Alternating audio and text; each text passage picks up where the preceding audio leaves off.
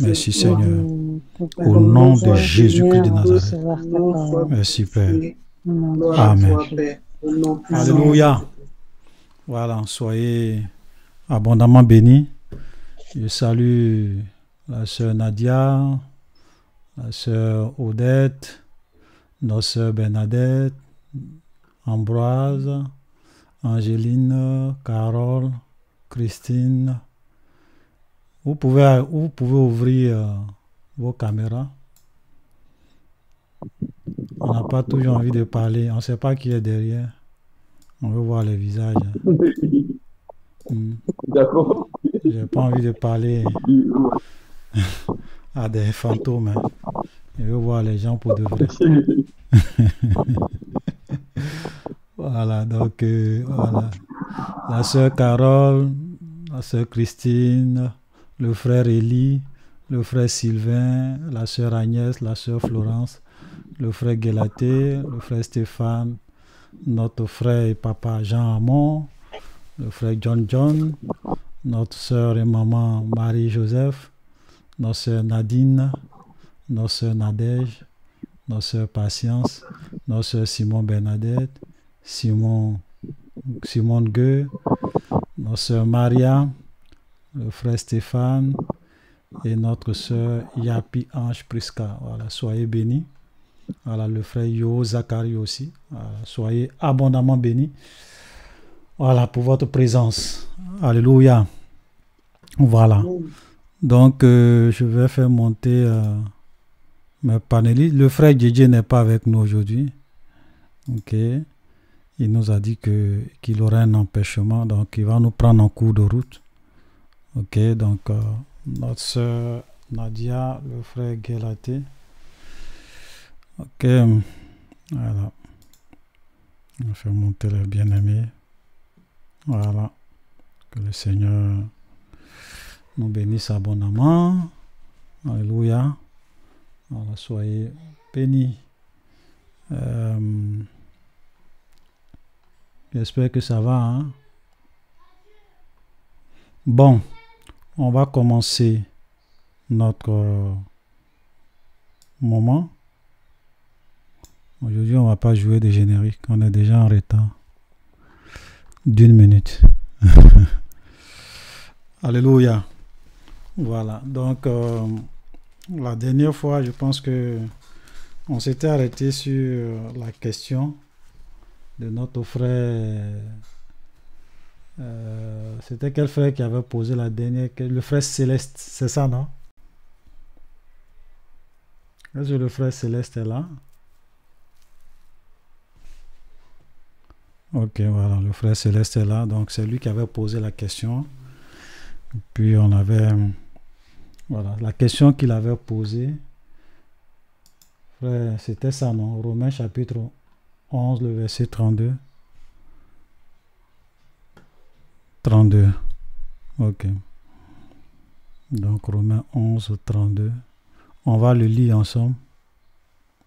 Ok, j'ai affiché ça. On est bien dans Romains. Tout le monde voit. Romains chapitre 11. On va parler du verset 32. Voilà, qui est là. Dieu a renfermé tous les hommes dans la désobéissance pour faire miséricorde à tous. Donc la question c'était ça. Si Dieu a renfermé, est-ce que Dieu a vraiment renfermé tous les hommes dans la désobéissance? Comment on peut comprendre ce verset? Alléluia. Qui veut répondre?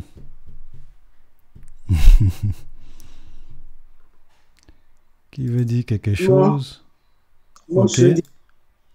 D'accord, attends, je vais... Ok. Vas-y, ma soeur. Attends. Par Tous son rapport au péché. Voilà. Voilà. Notre soeur dit que tous sont péchés et sont privés de la gloire de Dieu. Ok. Donc, c'est la réponse de de notre sœur, tous sont péchés et sont privés de la gloire de Dieu. La sœur Agnès, vas-y.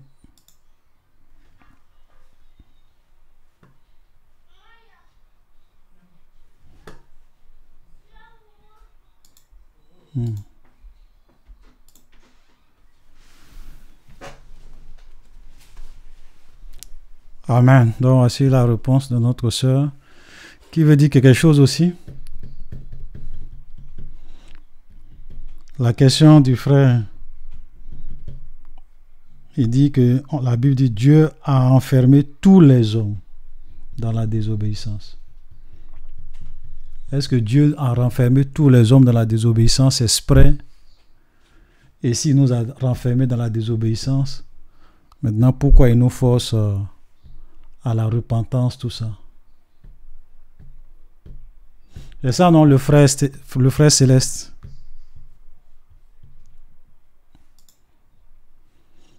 Donc, reformule encore bien ta question. Pour qu'on comprenne bien. Ouais. Ouais.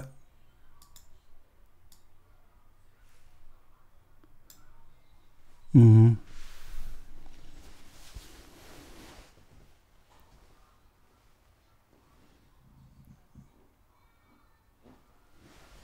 Mhm. Mhm. Ouais. Mhm.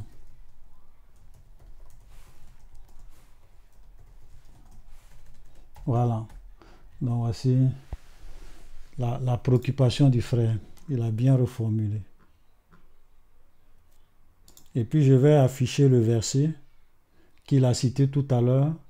Au Romains 2, non, c'est 1 Timothée, chapitre 2. Voilà, 1 Timothée, chapitre 2. Je vais afficher ça aussi. Celui qui trouve, il peut lire. La sœur Simone Gueux. 1 Timothée, chapitre 2, le verset, ok, le verset 3 à 4.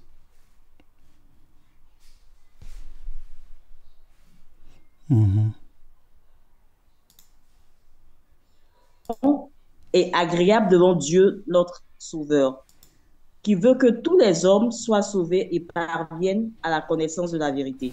Voilà. Donc c'est la question que ce que le frère a dit tout à l'heure. Dieu veut que tous les hommes soient sauvés.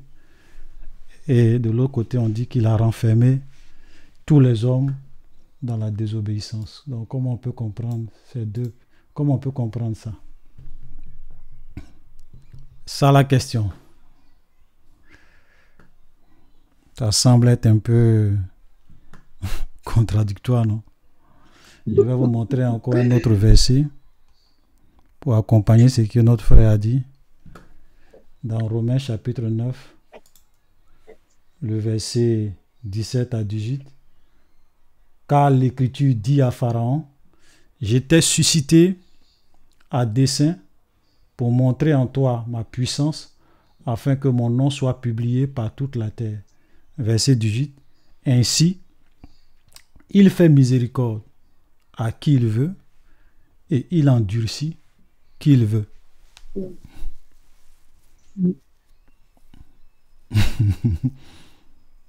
Dieu, donc tu endurcis qui il veut, tu fais miséricorde à qui tu veux, tu nous as tous renfermés dans la désobéissance, et puis après, en même temps, tu veux que nous tous on soit sauvés, et puis après notre mort, tu veux nous juger. Pourtant, c'est toi qui nous as renfermés, nous tous, dans la désobéissance. Ouais, ce sont ces genres de passages-là qui poussent certaines personnes à dire que la vie est une pièce de théâtre. Dieu a déjà tout programmé. On vient jouer des pièces de théâtre sur la terre. Chacun vient jouer son rôle. Il y a, je ne sais pas si vous connaissez un peu les calvinistes. Je ne sais pas si vous avez une fois, vous connaissez les calvinistes. Ce sont des gens qui bon, ça vient de Jean Calvin. Ok. Donc, il dit, dans eux, leur doctrine, ils disent que même quand Jésus est mort, Jésus n'est pas mort pour tout le monde. Il est mort seulement pour ceux que Dieu a prédestinés au salut, que Dieu a programmé pour le salut. Donc, ce sont eux souvent qui disent qu'il y a des gens qui sont destinés à aller au paradis, il y a des gens qui sont destinés à aller à l'enfer. Tout ça, ça fait partie du plan, du programme de Dieu. Voilà. Et qu'il y a des gens dans ce monde qui sont programmés pour aller à l'enfer. Donc, peu importe ce qu'ils veulent, ce qu'ils font, ils ne pourront jamais être sauvés. Maintenant, si toi, tu es un élu, quelqu'un que Dieu a choisi avant la fondation du monde, voilà, toi, tu seras sauvé. Même si tu vis d'une certaine manière, au dernier moment, voilà, Dieu va t'attirer et tu seras sauvé. Ainsi la doctrine. Ça vient souvent de tous ces tests et puis bien d'autres tests. Dieu endurci qui veut ceux que Dieu a choisis avant la prédestination du monde, etc., etc. Il y a beaucoup de passages qu'ils utilisent comme ça, voilà, pour justifier leur doctrine. Amen. Voilà, frère Galaté, je ne sais pas si tu veux dire quelque chose.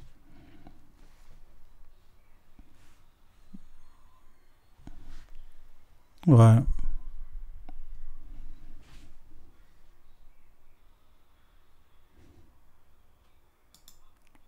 Ouais. Le frère Sylvain même dit que les Branamis aussi. Hein. Ok. Ouais. Ouais, il y a beaucoup de groupes. Ouais.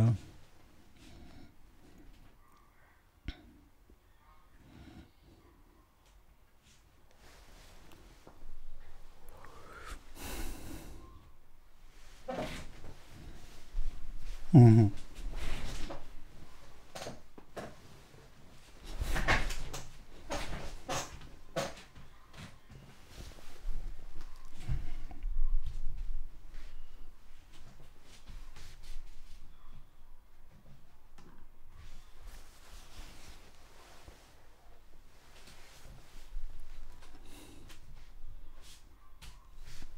Mhm. À comprendre, je veux dire que la pensée, le contexte, qu'est-ce qui a mené vraiment, comment on appelle ça, l'auteur a écrit cela. Voilà, parce qu'il faut dire aussi que nos livres que nous lisons, ce sont des livres qui ont été, je veux dire, traduits. Donc souvent aussi, euh, il y a des thèmes qui sont employés qui ne sont pas véritablement bien placés. Ouais. Voilà, donc déjà, on doit savoir que Dieu aime les hommes et ce que Dieu veut, c'est que les hommes soient sauvés. Amen. Quand on commence dans la Genèse, Dieu met Adam et Ève dans le jardin. Dieu met des fruits. Il y a des fruits qui sont bons à manger, il y a des fruits qui ne sont pas bons à manger. Si Dieu voulait que l'homme se perde, il n'allait pas dire à Adam et Ève, ce fruit-là, de la connaissance du bien et du mal, ne mangez pas. Déjà, quand Dieu te prévient, c'est parce que Dieu ne voudrait pas que tu te perdes. Mhm. Voilà. Dieu ne voudrait pas qu'on se perde. On va plus loin encore dans la Bible. Dieu nous dit que je vous montre deux chemins. Il y a le chemin de la vie et de la mort. Je mets devant toi Moi, la je vie et vous la mort. encourage. Voilà. Choisis Moi, la je vous vie. encourage à choisir la vie. Ouais. Bon, est-ce que quelqu'un qui a pour projet ou bien qui a planifié qu'il y ait des personnes qui ne soient pas sauvées, il y a des personnes qui soient sauvées, Dieu n'allait pas mettre ça dans sa parole. Il n'allait pas nous conseiller de choisir la vie. Voilà. Il allait cacher ça pour lui. Et puis bon, il choisit que dans ce monde-là, il y ait 30% qui soient sauvés. Il les oriente sur le chemin de la vie. Et puis, ceux qui sont destinés à mourir, il les oriente sur le chemin de la mort, c'est tout. Mhm. Mais là, il ne te propose pas quelque chose où il te dit maintenant de faire un choix. Ouais. Maintenant, dans le désir de rendre l'homme libre, voilà, le Seigneur vraiment nous laisse de faire le choix de ce qu'on veut être. Pour ne pas que nous soyons comme, des fois, Olivier a l'habitude de dire, des automates, des gens qui manipulent. Voilà. Maintenant, dans notre liberté, on choisit de faire le mal. Et quand tu fais le mal, le Seigneur t'interpelle encore par les évangiles, par des pasteurs, par des gens qui sont autour de toi. Il n'y a aucun homme aujourd'hui dans ce monde qui va dire qu'il n'a jamais entendu parler de Dieu, n'a jamais entendu parler de l'évangile. Dieu même a mis en nous vraiment la connaissance du bien et du mal. Donc nous-mêmes, sans connaître Dieu, on arrive quand même à discerner ce qui est bon, ce qui n'est pas bon. Quand on fait le mal, nous-mêmes, on est grondé dans notre conscience. Tout ça là pour nous emmener à comprendre et à connaître la volonté de Dieu. Maintenant, quand tout ça, Dieu te donne ces facultés, Dieu te donne la connaissance, Dieu te donne des gens que Dieu met au devant de ton chemin, qui te prêtent l'évangile, et que tu choisis maintenant de faire le mal, le Seigneur va t'encourager dans ce que tu fais, puisque c'est le choix que tu as fait. En toute liberté. Voilà, donc c'est ce que je voulais dire. Amen. Merci. Voilà, c'est ce que, en fait, comme le frère l'a dit, hein, quand on lit la Bible depuis la Genèse, je pense qu'il a pris certains textes pour expliquer comment Dieu, même lorsqu'il nous a créés, il a mis devant nous la vie et la mort. Dieu, ça dit que quand tu regardes la parole de Dieu dans son ensemble, c'est vrai que je comprends très bien la question que le frère pose, on va y répondre, mais quand on prend la parole de Dieu dans son ensemble, on voit un peu comment Dieu est, comment Dieu fonctionne. Et que ce n'est pas le souhait de Dieu que les gens soient perdus. Ce n'est pas comme si Dieu fait exprès pour enfermer les hommes dans la désobéissance, pour que tous les hommes vivent dans le péché, qu'ils s'égarent. Et puis après, lui, bon, s'il est content, il dit, bon, toi, je te fais miséricorde. L'autre, bon, je ne lui fais pas miséricorde. Non, Dieu n'est pas comme ça. Ok, c'est pour cela que le verset qu'on a lu tout à l'heure, ça confirme un peu ça. Ok, je vais remettre le verset dans 1 Timothée que notre sœur a lu. Voilà. On dit, cela est bon et agréable devant Dieu, notre Sauveur, qui veut que tous les hommes, sans exception, Dieu veut que tous les hommes soient sauvés et parviennent à la connaissance de la vérité. Ok, même lorsque nous venons dans 2 Timothée chapitre 3, souvent les gens disent, ah oui, mais Jésus, Dieu tarde. 2 Pierre chapitre 3. Oh. Ok, on va lire.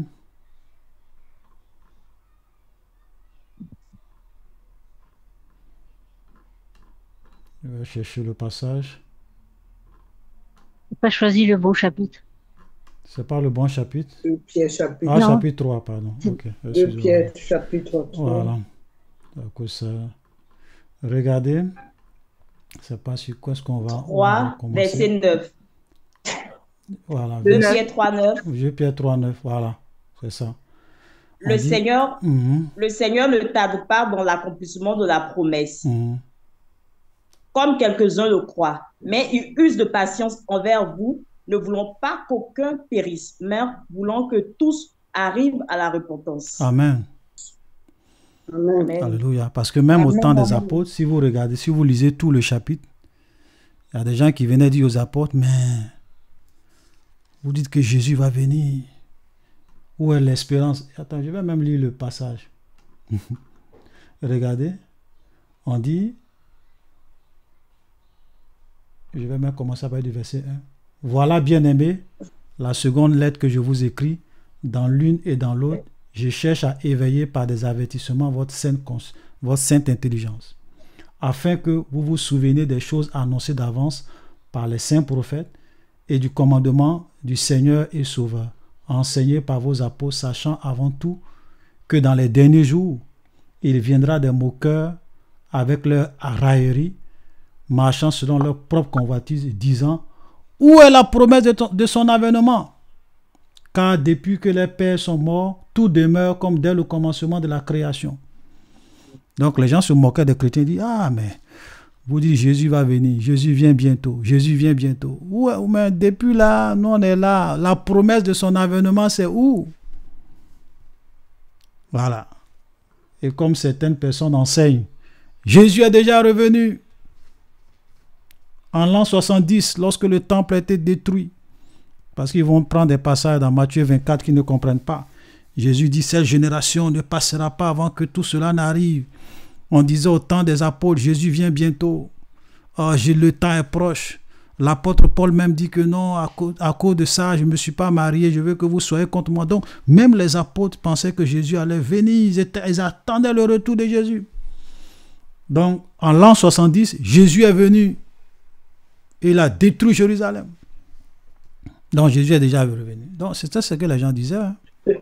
Mais regardez la réponse que l'apôtre donne. Et j'aimerais déjà donner cette réponse-là à ceux qui souvent disent que, on dit Jésus va venir bientôt. Jésus va venir bientôt, on ne le voit pas. Paul le dit. Mais il est une chose bien aimée que vous ne devez pas ignorer. C'est que devant le Seigneur, un jour est comme 1000 ans. Et 1000 ans sont comme un jour. Voilà, pardon. C'est ça, non? Il a dit quoi? Paul dit, non, c'est Pierre qui dit. Ok, Pierre. Voilà, Pierre. Il dit, un jour est comme 1000 ans. Donc, quand le Seigneur dit, je viens bientôt, c'est pas par rapport au temps des hommes. Ça n'a rien à voir avec le temps des hommes. 2 jours. On est en 2000, non? 2025. Chez Dieu, ça fait 2 jours. 2 jours. On n'a même pas encore fait 3e jour. C'est ce que Paul, comme on appelle Pierre, le dit. Donc, tous ceux qui disent, où est le retour de son avènement? Pierre dit, il y a une vérité que vous, les hommes, vous ne devez jamais ignorer.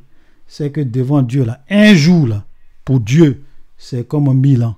Et 1000 ans des hommes, c'est comme un jour. Tout ça, c'est dans la Bible. Les gens lisent, ils ne comprennent pas. Et là, maintenant, il leur dit, le Seigneur ne tarde pas dans l'accomplissement de la promesse. Quand Dieu laisse le temps s'écouler, c'est parce qu'il veut que tous les hommes, il est patient et il ne veut qu'aucun périsse, que personne n'aille à l'enfer, mais voulant que tous arrivent à la repentance. Voilà la vérité. Donc, le jour que des gens vont vous dire, on dit Jésus vient bientôt, on ne le voit pas là.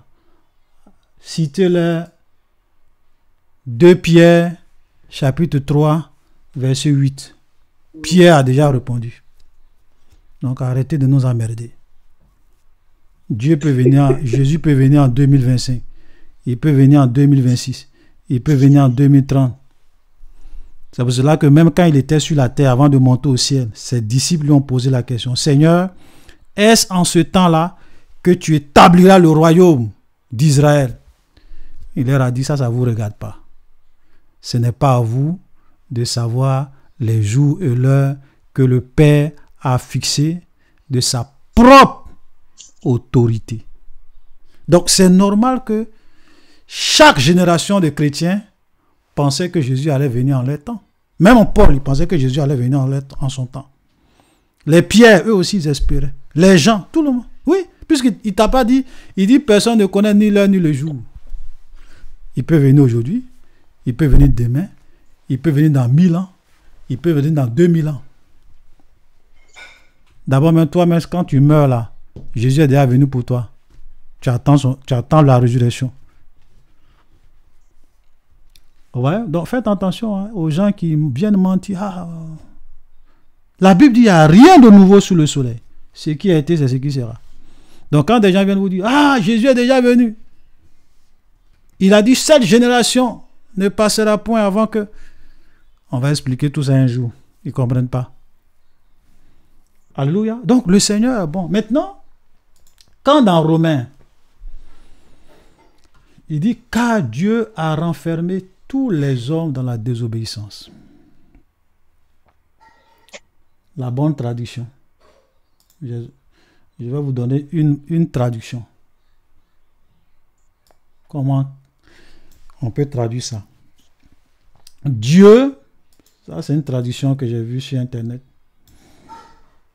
Dieu a permis à tous, tant les Juifs que les gentils ou bien les païens, de tomber dans le péché afin de faire miséricorde à tous. Dieu a permis, et comme les sœurs l'ont dit, tous sont péchés et sont privés de la gloire de Dieu. Voilà. Amen. Amen. Voilà ce que ça veut dire. Ça veut dire que nous voyons comment l'homme est tombé dans le péché. Donc, Dieu a enfermé tous les hommes dans la désobéissance. C'est une manière de dire que personne ne peut être sauvé par ses propres efforts. Si ce n'est pas la grâce et la miséricorde de Dieu. C'est pour cela que la Bible dit, on voit, car Dieu a tant aimé le monde que Dieu a renfermé dans la désobéissance. Les hommes qui sont dans le péché, dans le mal, pas que c'est Dieu qui soit venu pour les pousser à vivre, mais eux-mêmes, par leur choix, par leurs actes, ils ont été renfermés dans la désobéissance. Et comme Dieu permet, c'est ce que je disais hier pour ceux qui ont regardé la vidéo hier, qui a dit qu'une chose arrive sans que l'Éternel ne l'ait ordonné? Donc souvent, puisque Dieu permet, souvent on peut dire à quelque part que c'est le Seigneur qui permet ça, c'est lui qui nous a maintenus dans la désobéissance. Mais ce sont des éléments de langage. Parce que quand tu vois d'autres textes, tu vois bien que chaque être humain a le libre arbitre. Je mets devant toi, comme cela a été cité tout à l'heure, je mets devant toi la vie et la mort. Choisis la vie afin que tu puisses vivre, mais chacun fait son choix. Le salaire du péché, c'est la mort. Quiconque se livre au péché est esclave du péché. Mais Dieu nous fait miséricorde. Donc, cela ne veut pas dire de façon littérale que c'est Dieu qui est venu. Oh, il ne veut pas que les gens soient sauvés. Donc, il fait exprès. Il nous maintient dans le péché. Non. Même le texte que j'ai lu tout à l'heure, ici, quand on dit Romains 9, verset 17, quand la Bible dit, car l'Écriture dit à Pharaon, j'étais suscité à dessein, ok, pour montrer ma gloire, afin que mon nom soit publié par toute la terre. Il y a un parti où la Bible même dit que Dieu a endurci le cœur de Pharaon. C'est cette partie-là même que je cherchais aussi. C'est quel verset? Ok. Mais il y a un passage qui dit Dieu a endurci le cœur de Pharaon. C'est dans Exode, mais je pense qu'il doit y avoir aussi une partie dans le livre dans Romains. Voilà, pour ne pas perdre le temps à chercher. Voilà, Dieu a endurci le cœur de Pharaon. Mais quand on regarde, comme le frère Guilaté le disait, c'est que quand Dieu te parle, tu ne veux pas écouter. Lui-même, il va venir t'aider. Il va venir t'aider. Quand toi, Pharaon, on te parle. Ok, tu veux pas, tu continues à tuer les gens, ok. Moi-même, je vais venir pour t'aider à endurcir ton cœur, pour bien te condamner. Vous voyez, donc ça, ce sont des choses qu'il faut vraiment bien comprendre dans le contexte. Ok? C'est pour cela que c'est très dangereux lorsque nous entendons la vérité et que nous refusons de comprendre. Il y a quelqu'un qui m'a envoyé une vidéo ce matin que j'ai regardée où je voyais un prophète qui disait à ses ouailles, un prophète connu, hein, voilà, Joël Tatou, il dit, il n'y a aucun verset dans tout le Nouveau Testament où Dieu dit que nous devons l'aimer.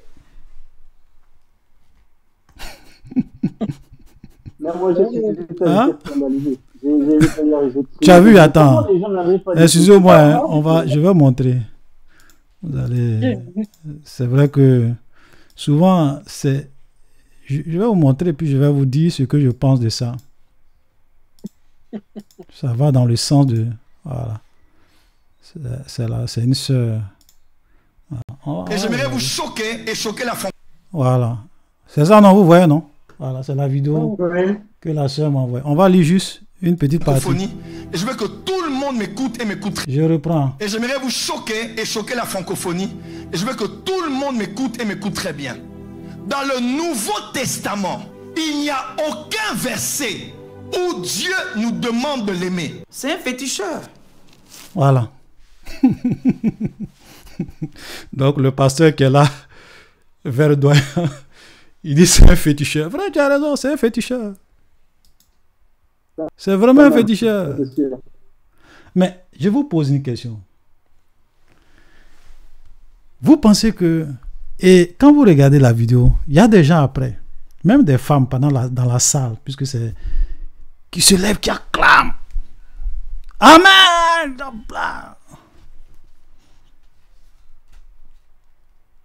Dieu leur enverra une puissance d'égarement à la fin des temps. Et la Bible dit, afin que tous ceux qui n'ont pas eu l'amour de la vérité soient condamnés. Les gens qui s'en vont écouter de telles choses, c'est le jugement de Dieu sur leur vie. Parce qu'ils n'ont pas l'amour de la vérité. Et les gens vont bien les égarer, bien les tromper. Ils vont applaudir, ils vont acclamer. Et quand l'Antichrist va venir encore, là même Dieu va envoyer encore une puissance, une grande puissance d'égarement pour qu'ils croient au mensonge. Pourquoi Dieu fait ça? Parce qu'ils n'ont pas eu l'amour de la vérité pour qu'ils soient bien condamnés avec l'Antichrist. Ceux-là, ce sont les fils du diable, les enfants de l'Antichrist. Ils travaillent pour Satan. Regardez, vous-même asseyez-vous, regardez comment aujourd'hui la vérité est combattue. Non seulement il y a les Kémites, on a parlé. Voilà, Jésus a volé maïs, Dieu a menti 2 fois dans la Bible. Les païens, on les combat. Les musulmans, on les combat. Même dans l'église, Satan envoie ses prophètes pour combattre la vérité. C'est-à-dire que le combat, c'est sur tous les fronts. Les gens n'ont pas les yeux pour voir. Ils n'ont pas les oreilles pour comprendre. Vous voulez que Dieu fasse quoi? Le Saint-Esprit va descendre pour te dire que ça là, c'est faux. Il ne va pas le faire. Crois! Crois! Souvent quand Dieu te parle, tu ne veux pas écouter. Lui-même, il t'encourage. Que celui qui est souillé se souille encore. Que celui qui est injuste pratique encore l'injustice. Mais je reviens bientôt. Et ma rétribution est avec moi pour rendre à chacun selon ses œuvres. C'est ça. Normalement, tu es assis là, tu entends ça. Je suppose que quelqu'un t'a invité, tu ne savais pas. Tu arrives dans une... Quelqu'un te dit ça là. Si tu es avec ta femme, tu dis chérie, prenons nos Bibles, sortons d'ici. On ne va même pas faire 1 seconde encore ici. Et vous sortez. Mais les chrétiens sont les écoutes. Prêche! Amen! Gloire à Dieu! Les dieux avec quoi? Continuez. Parce qu'aujourd'hui, quand quelqu'un a une veste, cravate, il prend Bible, Jésus est Seigneur, on pense que c'est un prophète. Et cet homme de Dieu l'expliquait, verdoyant, quand j'ai écouté un peu la vidéo. Il dit ce sont des messages subliminaux. Il y a ce que tu entends, et puis il y a ce que ton subconscient, parce que quand quelqu'un te dit que Jésus n'a jamais dit dans la Bible que nous devons l'aimer et que c'est nous, on doit simplement croire que Dieu nous aime. Ok? Et ça nous suffit. Mais qu'est-ce qu'il est en train de te dire? Vis ta vie comme tu veux. Si tu sais que Dieu t'aime, c'est l'essentiel. Tu n'as pas besoin d'aimer Dieu. Et même dans la vidéo, il te dit, quand Jésus a dit, on a posé la question à Jésus, quel est le plus grand commandement? Il dit, tu aimeras le Seigneur ton Dieu de tout ton cœur, de toute ton âme, de toute ta pensée, de toute ta force. Et voici le second commandement qui lui est semblable, tu aimeras ton prochain comme toi-même. Il dit non, ça c'est dans l'Ancien Testament. Jésus est en train de citer un verset de l'Ancien Testament. Mais dans la Nouvelle Alliance, il n'y a aucun verset Oh boy, oh boy, oh boy, oh boy, oh boy, oh boy. Voilà. Frère Olivier. Amen. Oui, frère Olivier. Oui. Voilà. Au cours de cette semaine, même moi-même, ce qui m'a plu, c'est que il y a un païen, c'est pas un chrétien, un païen qui lui a répondu. Ah, ok. Il a fait une vidéo, c'est parce que bon, je n'ai pas enregistré la vidéo. Lui-même, il a pris sa bière. Il a pris un verre, il a pris sa bière. Il avait les oreilles percées avec des losses. Et il dit à Joël Tatou que moi-même, là, je lis ma Bible une fois chaque 3 ans. Mais moi, je sais que dans la Bible, là, Dieu nous appelle à nous aimer. Et il a cité des versets. Amen. Alléluia. Ça, c'est, je vous dis, un païen. Il est venu et lui-même, il ne s'est pas caché derrière une porte. Lui-même l'a reconnu qu'il est païen. Il est devant sa bière. Il boit. Il boit sa bière. Et puis il corrige. Et puis il dit, et puis il corrige. T'as tout. Maintenant, toi qui es chrétien, tu es assis dans la salle. Acclame. Et tu acclames. Tu dis Amen. Bon, vous voulez que les chrétiens nous voient comment? Voilà. C'est grave. Hein?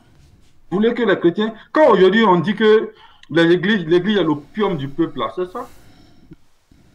C'est ça? Vous avez accepté que l'église soit votre opium. C'est-à-dire que vous êtes assis là, vous ne réfléchissez plus. Vous êtes devenus comme des... Bon, je ne vais pas employer des mots forts. C'est vrai, parce que même Jésus, même tu lis la Bible, il te dit celui qui m'aime est celui qui garde mes commandements. Jésus même a posé 3 fois la question à Pierre. Pierre, m'aimes-tu? Oui, je t'aime, Seigneur. Pierre, m'aimes-tu? Je t'aime, Seigneur. Pierre, m'aimes-tu? 3 fois. Seigneur, tu sais toutes choses. Tu sais que je t'aime. Non, il n'y a aucun verset où Jésus, Dieu nous demande de l'aimer dans le Nouveau Testament. Voilà, ce sont les païens qui ont venu nous corriger. Le dimanche passé, on parlait des 3 niveaux de discernement et le frère Olivier avait parlé comment on appelle, du raisonnement, l'intelligence. Ouais. Ce païen-là, lui, il a travaillé avec son intelligence. Voilà, il a raisonné et puis il est venu. Il n'est même pas rentré dans les choses spirituelles. Voilà. Donc, ce qui m'a... Bon, je n'ai pas publié la vidéo parce que, en fait, en faisant ça, il naguait les chrétiens. Donc, ce côté-là, moi, je n'ai pas apprécié. Voilà pourquoi j'ai laissé tomber. Ouais, mais à l'arrivée, c'est ce que la Bible dit. Quand les apôtres disent qu'à cause de vous, le nom de Dieu est blasphémé parmi les païens, c'est ça. Parce que quelqu'un qui ne connaît pas Dieu, et je vais vous dire, même beaucoup de musulmans, souvent, n'ont même pas envie de devenir chrétiens. C'est pas que... simplement quand ils voient des hommes de Dieu comme ça, ils disent, mais ils sont des gens comme cela, là, moi je vais aller m'asseoir pour les... Parce qu'eux, ils ne savent pas faire la différence entre qui est vrai homme de Dieu, qui est faux. Mais quand des gens comme cela... Et ce qui leur fait mal, c'est de voir des chrétiens qui sont assis dans ces églises, en train d'écouter ces gens. Ils disent, mais ceux-là, est-ce que... Mais ils se foutent de Dieu. Oui, parce qu'eux, ils vont se dire, mais ces chrétiens-là, ça va chez eux. Écoute ça. Olivier, je voulais juste ajouter même un élément pour ce prophète Tatou-là. Souvent, il fait des numéros pendant son culte. Genre, il te fait apparaître beaucoup d'argent dans tes poches. Ouais. Voilà, il prononce tes paroles et tu as maintenant $10 dans ta poche. Et il justifie ça du fait que Jésus avait multiplié les poissons et le pain. Donc, lui aussi, il fait ce genre de numéro à l'église. La sœur là-bas, ouvre dans ton sac, regarde, tu as maintenant ton argent et là-bas. Et les gens acclament la puissance. En fait, moi, je pense, moi, je m'en veux plus à ceux qui ne lisent pas la parole. Parce qu'en fait, pour une personne qui lit la parole, pas forcément il voit que ça ne colle pas avec l'exemple qu'il donne que Jésus a multiplié les poissons, en fait. Pour Jésus, c'était dans un contexte, voilà, les gens faim et tout ça. Mais toi, prêche la parole. Tu es du haut de la chair, pas pour multiplier l'argent dans les poches des gens et non. Qu'est-ce que je dis? Tu es du haut de la chair pour prêcher la parole et non pour multiplier l'argent dans les poches des gens, pour te faire un petit nom. Et puis, ce qui est grave, c'est que quand ils vont finir de faire tout ça, ils vont dire, venez donner vos dîmes. Voilà. Venez donner les offrandes. Venez faire des semences. Venez bâtir des hôtels. leurs profs fidèles vont aller payer voiture pour venir leur donner. Pourtant, lui, il multiplie l'argent. Ils sont obligés. Mais vous voulez que Dieu fasse quoi? Des trucs qui sont aussi évidents. Vous voulez que Dieu, le Saint-Esprit descende? Voilà. Non, normalement, même si vous êtes dans les vrais pays, les bons pays, là, si tu multiplies l'argent, tu mets dans la poche des gens, la police va venir te demander où tu as pris l'argent. Est-ce que tu n'es pas en train de faire du blanchiment d'argent? Parce que l'argent, là, ça ne vient pas du ciel. Hein. C'est régulé par l'État. On te demande, l'argent que tu as fait apparaître là, tu as enlevé ça où? Jésus n'a jamais multiplié l'argent. Même quand il devrait payer l'impôt, il a dit à Pierre, va pêcher poisson. Il y a un poisson qui a avalé une pièce de monnaie. Va, tu le pêches. Je vais permettre à ce que ton hameçon attrape ce poisson. Jésus n'a jamais multiplié l'argent. Parce que ça ne se fait pas. Alléluia. Rendez à César ce qui est à César. Et à Dieu ce qui est à Dieu. Voilà. Et tout ce que Jésus a fait comme miracle, la multiplication des pains, c'est dans un contexte, comme le frère le dit, bien donné. Les gens avaient faim. On lui a donné 2 pains et il a multiplié sur place. Les gens ont mangé. Ils ont été rassasiés. Ils sont partis. Il n'a jamais fabriqué des sacs de pain pour dire venez prendre ça pour aller à la maison. Alléluia. Est-ce qu'il y a une question? On a fait une longue digression. Mais je vous assure, c'est vrai. Hein? Nous sommes en train d'aller à la fin des temps. Les gens vont être séduits. Les gens vont faire des miracles. Les gens vont faire des prodiges. Satan va envoyer des gens pour séduire beaucoup de gens. Parce que quand tu écoutes un musulman, tu sais que c'est un musulman. Tu sais plus ou moins ce qu'il enseigne. Tu écoutes un kémite, tu sais ce qu'il enseigne. Mais quand quelqu'un vient et qui prend et dit les chrétiens, tu dois être plus vigilant même. Oui. Parce que si toi qui es chrétien, le diable te séduit, il ne va pas venir avec le Coran. C'est ce que je dis souvent aux frères. Je dis, frère, nous-mêmes asseyons, nous réfléchissons. Qu'est-ce que... Bon, le diable qui est notre ennemi là, qu'est-ce qu'il fait? Il est couché là, il ne fait rien. Il n'a pas de plan, il n'a pas de projet. Satan, il est tous les jours réfléchi. Comment je vais faire pour infiltrer l'église? Comment je vais faire pour détourner? Je sais que les païens, eux, ils sont déjà sous mon influence. Tous ceux qui ne sont pas en Jésus là, ils sont dans mon camp. Ce sont mes fils. Les seuls groupes qui m'échappent, ce sont les chrétiens. Ce sont eux mes vrais ennemis. Donc, qu'est-ce que je peux mettre en place comme stratégie? Et il est là, lui et ses démons, les démons de haut rang, ils se réunissent. Il dit, bon, on va choisir telle personne. On va l'initier. On va lui donner le pouvoir, la gloire, l'aura. On va l'enseigner. Et puis on l'envoie. Souvent, même, il y a des mystiques qui s'approchent de certains hommes de Dieu, vrais pasteurs. Il dit, pasteur, nous, on est prêt à construire ton église. 200 millions, 400 millions. On finance tout. Et puis tu travailles pour nous. Message que tu vas prêcher là, c'est nous, on va te dire quel message tu prêches. Il y a des hommes de Dieu qui acceptent. Il y a des hommes de Dieu qui rendent des témoignages. Oui. Qui disent qu'il y a des mystiques qui les ont approchés pour leur dire on est prêt à te donner 400 millions. Il dit non. Mais vous pensez que c'est tout le monde qui dit non? Il y a des gens qui vont accepter. Et vous les voyez quand ils viennent, ils ont des messages tordus. Des occultistes, des kabbalistes, initiés dans la kabbale, dans la franc-maçonnerie, que le diable envoie. Et ils sont les baptistes des églises. On leur donne des plateaux de télévision. On les invite Parce que n'oubliez pas, le monde, c'est un système. Si tu es dans le système, les gens vont t'inviter à la télévision. Moi, je suis ici, la personne m'a une fois appelé pour dire, frère, viens, on va animer une émission à la télévision pour la gloire de Dieu. Ils ne vont jamais faire ça. Satan va leur permettre de faire ça. Jamais. Mais les faux pasteurs, on les invite, on leur donne le plateau. Et ils véhiculent leur évangile pour séduire l'homme. C'est comme ça. C'est un système. Donc quand vous voyez des gens qui viennent et qui émergent tout d'un coup, on parle d'eux partout, on leur donne des plateaux, on leur fait des trucs. C'est ça la vérité. Le diable là, c'est pas un fou. Qu'est-ce que je veux faire pour répandre mon évangile? L'évangile de mes ancêtres.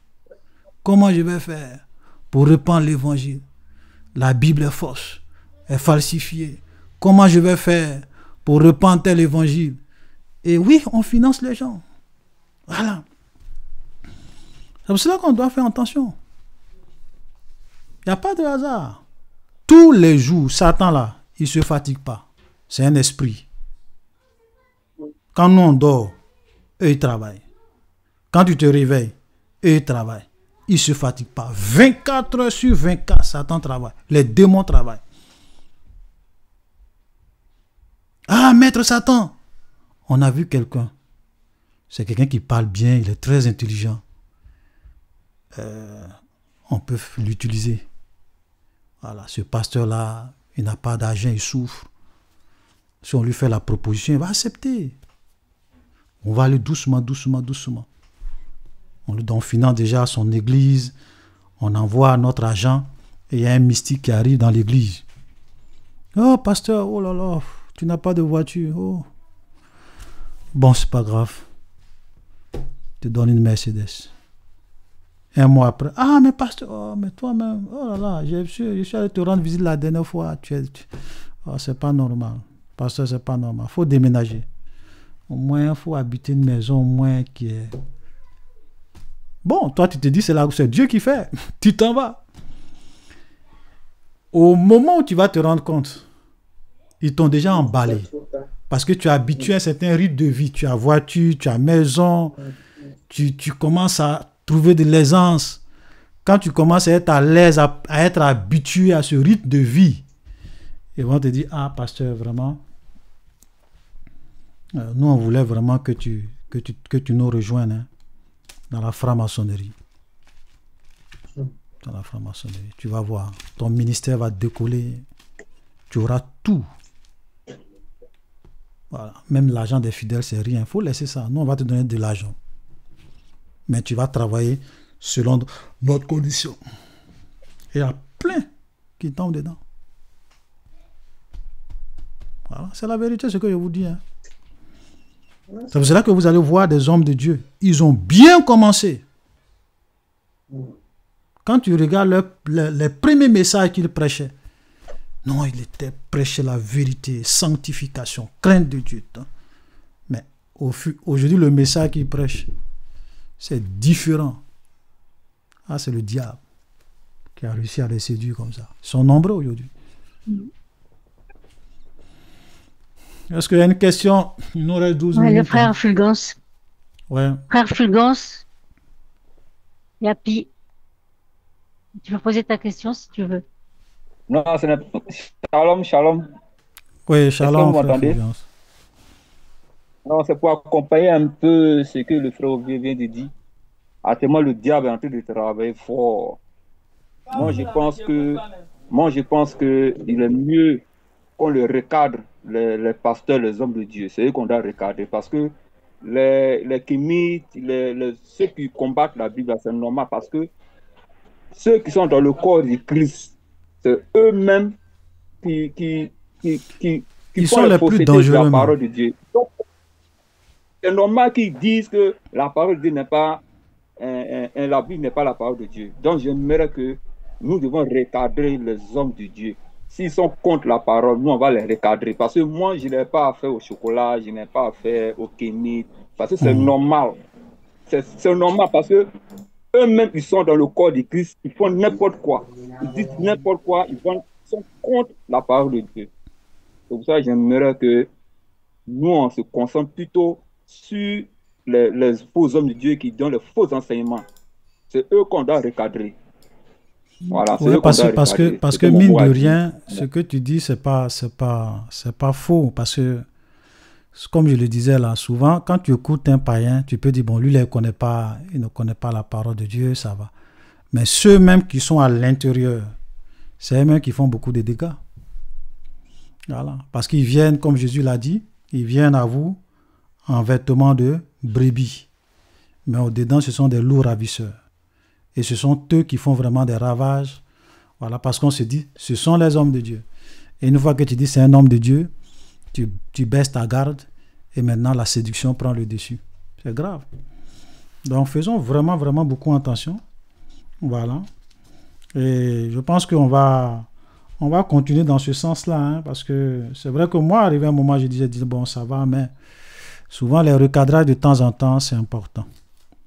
Vous voyez, parce que le corps de Christ est beaucoup infiltré à tous les niveaux. Ouais. Moi, j'étais en Côte d'Ivoire. Hein. J'ai quand même fait beaucoup d'années dans les églises. Il y a des choses qu'on ne pouvait même pas voir dans une église il y a 20 ans en arrière. Il y a 25 ans en arrière. Il y a des choses que tu ne pouvais pas entendre. Parce que les chrétiens n'allaient jamais accepter ça. Mais aujourd'hui, tu entends, tu vois, et les gens acceptent, les gens acclament. C'est la triste réalité qui est là. Oui, il y a 3 mains levées. Donc, Céleste. Ok, j'ai une question, frère Olivier. Ouais. C'est dans le livre de Actes, chapitre 3, verset 21. Actes, chapitre 3, verset 21.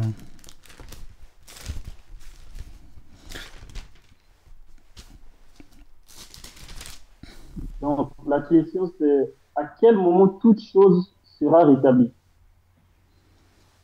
Jusqu'au rétablissement de toutes choses. Parce que il y a certains qui disent que toute chose sera rétablie dans l'éternité, il y a d'autres dans le millénaire, il y a d'autres toutes choses ont déjà été rétablies. Du coup, moi, je suis souvent un peu perplexe, mitigé. Je ne sais pas vraiment à quel moment toutes choses seront rétablies ou est-ce que ça a déjà été rétabli en fait. Bon, on peut lire le texte. Hein. C'est Actes, chapitre 3. Quand est-ce que toutes choses seront rétablies? Quand nous regardons la Bible, on voit qu'il y a plusieurs étapes jusqu'à ce que nous rentrions dans l'éternité. Ok? Ici, il est dit, repentez-vous. Je commence à lire à partir du verset 19, Acte 3, verset 19. Repentez-vous donc et convertissez-vous pour que vos péchés soient effacés, afin que des temps de rafraîchissement viennent de la part du Seigneur et qu'il envoie celui qui vous a été destiné, Jésus-Christ, que le ciel doit recevoir jusqu'au temps du rétablissement de toutes choses dont Dieu a parlé anciennement par la bouche de ses saints prophètes. Voilà. Le rétablissement de toutes choses, où toute chose sera réellement rétablie, ça commence au millénium. Mais le millénium, quand on le regarde bibliquement parlant, on voit que Satan sera lié pour 1000 ans et il aura ce règne, mais sauf que à la fin, voilà, Satan sera relâché pour un peu de temps pour venir accomplir sa dernière mission. Et c'est après ça viendra maintenant le jugement et la destination finale, ça sera vraiment la nouvelle terre et un nouveau cieux où la justice et la gloire régnera, où nous allons vraiment habiter. Voilà. Donc, il faut savoir que ça se fait en plusieurs phases. Mais le rétablissement de toutes choses, où la volonté de Dieu sera faite de façon parfaite pour toute éternité, c'est après le jugement dernier. Voilà. Ok?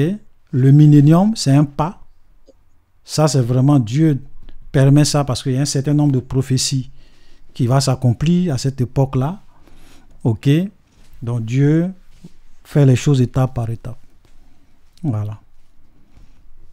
Ah, d'accord, merci. Parce que moi, quand j'ai essayé de faire le parallèle avec Matthieu 19, verset 28, Là, Jésus leur répondit, je vous le dis en vérité, quand le Fils de l'homme, au renouvellement de toutes choses, sera assis sur le trône de sa gloire, vous qui avez suivi, et vous serez assis sur l'autre trône, et vous jugerez les tribus d'Israël. Donc, du coup, je me suis dit, si les disciples vont juger les tribus d'Israël au renouvellement de toutes choses pendant le jugement dernier, donc ça ne sera pas pendant le millénium. C'est pourquoi bien sûr, parce que le véritable jugement, voilà. Le véritable jugement, on le voit quand Jean le décrit. Voilà, ça sera vraiment à la fin. Et c'est après ça maintenant que nous rentrons dans l'éternité. Voilà. Donc il y a vraiment beaucoup de choses en fait. Il y a plusieurs étapes. C'est vrai que le millénium, ça serait une étape importante. Ok, mais si on veut parler du renouvellement de toutes choses, où la justice de Dieu sera établie de façon totale et complète, ça sera dans la Nouvelle Jérusalem, sur la nouvelle terre et un nouveau ciel. Amen. Frédéric? Oui, Frédéric. Bonjour à tous, bonjour frère Olivier. Bonjour frère. Simplement, juste par rapport à ce que le frère disait tout à l'heure de recadrer, il faut qu'on recadre vraiment tous ceux les faux pasteurs, les machins, tout ça, juste simplement attirer l'attention, hein.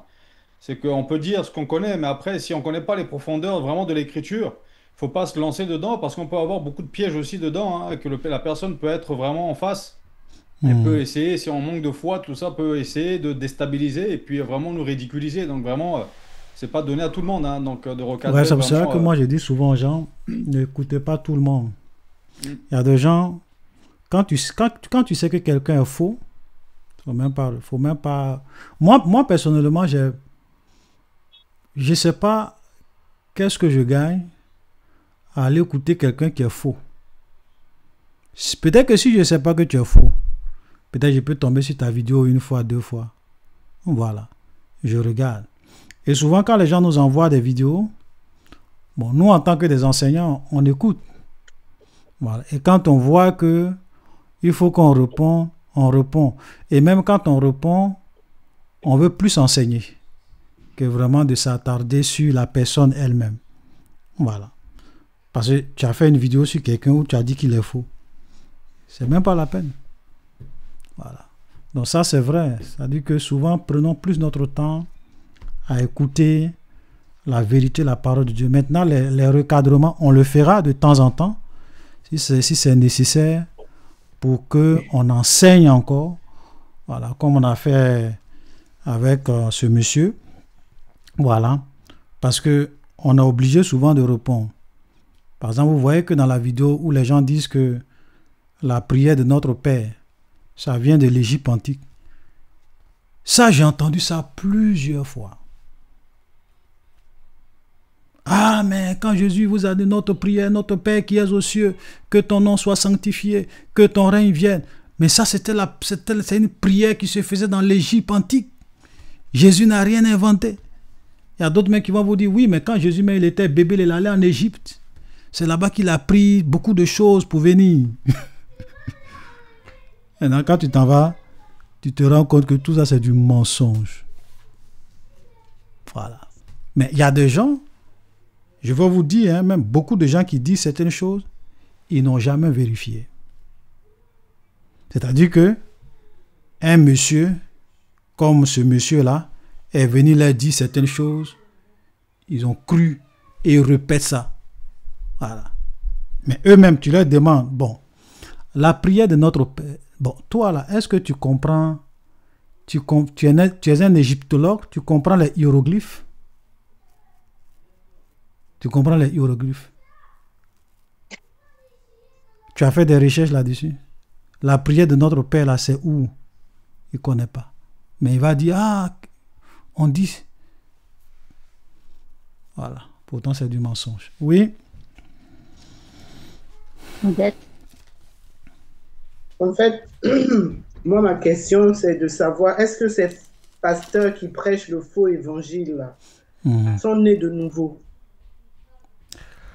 Ok. Il y a d'autres qui sont purement des occultistes. Ils n'ont jamais été des enfants de Dieu, comme je l'expliquais tout à l'heure, Satan les envoie en mission. Donc, ils viennent, souvent, ils font semblant d'être des pasteurs, tout ça, et puis ils entraînent. Donc, ils n'ont jamais été convertis. Il y a d'autres qui ont bien commencé. Ils étaient vraiment dans la vérité, des vrais enfants de Dieu, que Satan a réussi à les séduire, à les entraîner. Voilà. Mais dans ces cas, ceux-là, puisque Satan les a entraînés, ils ne seront pas sauvés, en fait. Mais s'ils meurent dans ça, ils s'en vont à l'enfer. Il n'y a pas de... Voilà. Parce que... Et eux-mêmes, c'est encore grave, c'est dangereux. Leur condition encore est pire que les kémites. Parce que Jésus a dit ceci. Il dit, celui qui a beaucoup reçu, il lui sera beaucoup demandé. Et il a aussi dit, si quelqu'un scandalisait l'un de ses petits, vaut mieux pour cet homme-là qu'on lui mette au cou un moulin et qu'on le jette à la mer. C'est une manière de dire que ceux qui viennent tromper les chrétiens, ceux qui enseignent des hérésies, et Paul même le dit, qu'il n'y ait pas parmi vous beaucoup d'enseignants, car nous serons jugés plus sévèrement. Ils seront jugés sévèrement. Ça veut dire que la situation sera très grave, que même par rapport au marabout, au féticheur. Parce que le féticheur, là, quand tu t'en vas chez le féticheur, tu sais ce que tu t'en vas chercher. Lui, il ne va jamais dire qu'il travaille au nom de Jésus. Il dit, moi, je travaille avec mes génies. Mais eux, ils disent qu'ils servent Dieu. Ils prennent le nom de Dieu en vain. Ils disent qu'ils servent Dieu. Et ils trompent les gens. Ils égarent les gens. Donc, leur jugement sera encore plus pire, plus grave. Voilà. Donc, s'ils meurent dans ça, mais c'est fini pour eux. Il n'y a rien à faire. Hein. Voilà. Ce que je voulais dire, ce que je voulais ajouter, c'est que à ce genre de personnes-là, c'est à eux que va s'appliquer Hébreux 6, le verset 4 au verset 6. Okay. Quand nous lisons Hébreux 6, le verset 4, la Bible dit « Car il est impossible ». Et ça, c'est un mot que j'ai souligné même dans ma Bible. Vous ne voulez pas que moi-même je tombe là-dedans. « Car il est impossible que ceux qui ont été une fois éclairés, qui ont goûté le don céleste, qui ont eu part au Saint-Esprit, qui ont goûté la bonne parole de Dieu et les puissants du siècle à venir, et qui sont tombés, soient encore renouvelés et amenés à la repentance. » Bon, il continue, vous dit, puisqu'ils crucifient pour leur part le Fils de Dieu et l'expose à l'ignominie. Amen. Donc, tu vois, donc ceux-là. Et vous croyez que ceux-là qui sont tombés, et s'ils se repentent, ils peuvent ils peuvent jamais se repentir? Non, mais ils sont arrivés à un niveau où ils ne peuvent pas se repentir. On ne peut pas dire, non, on ne peut pas, c'est Dieu qui a le dernier mot, tu vois un peu. Voilà, c'est Dieu qui peut, au niveau où ils sont là, c'est Dieu qui peut les sauver. La Bible parle souvent des gens qui ont la marque de la flétrissure. Oui. C'est-à-dire que c'est pour cela qu'avec Dieu, il faut faire beaucoup attention. Comme le frère l'a dit, le Seigneur, il est patient. Il y a des décisions qu'il ne prend pas comme ça. Mais quand Dieu prend le temps qu'il te parle, malgré toute la connaissance que tu as, et tu décides de t'engager et de te perdre, et que Dieu te tourne le dos, c'est définitif. C'est un peu comme c'est un chemin de non-retour que tu as emprunté. Mais ce sont des choses, Dieu vraiment prend le temps. Souvent même, il permettra à ce que d'autres hommes de Dieu aillent te voir, qui te parlent. Il te montrera même des songes, des visions. Il va t'interpeller. Mais quand tu persistes dans cette voie et que Satan finit de te récupérer et que le Saint-Esprit te tourne le dos, comme le frère l'a dit, il est impossible pour toi de te convertir et de revenir à la repentance.